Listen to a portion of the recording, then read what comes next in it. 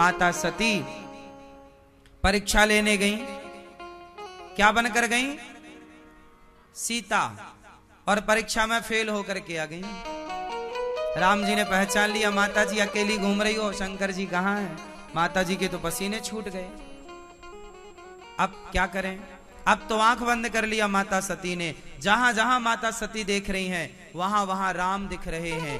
कई बार जिद्दी होता है ना, जो अपनी बात साबित करना चाहता है, जो सत्य को स्वीकार नहीं करना चाहता, माता सती ने सत्य को स्वीकार नहीं किया। राम कण-कण में दिखाई पड़े तो आंखें बंद कर ली और जाके शंकर जी से झूठ कह दिया कि कछु ना परीक्षा ली न गोसाई, मैं आपकी तरफ प्रणाम करके आ गई, मैं कोई परीक्षा नहीं ली। फिर भगवान शिव ने माता सती का परित्याग कर दिया।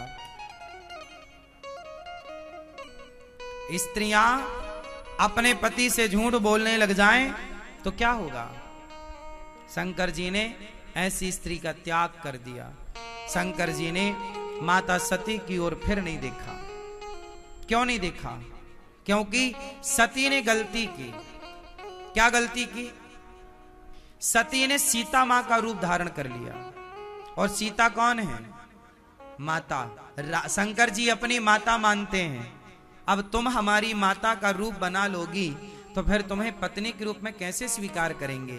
और यदि स्वीकार कर लेंगे तो मर्यादा बिगड़ जाएगी। इसलिए शंकर जी ने माता सती को फिर स्वीकार नहीं किया, क्योंकि तुम हमारी माता का रूप बना चुकी हो। इसका एक दूसरा मैसेज भी है कि जब स्त्रियां माता बन जाएं, जब स्त्री मां बन जाए, तो फिर माता बनने के बाद पुरुष उस स्त्री को पत्नी के रूप में नहीं, अब पति पत्नी का जो काम भाव है, उस काम भाव से निकलकर राम भाव में स्थापित हो जाना चाहिए, है ना? भोगी से योगी बनने की यात्रा करनी चाहिए।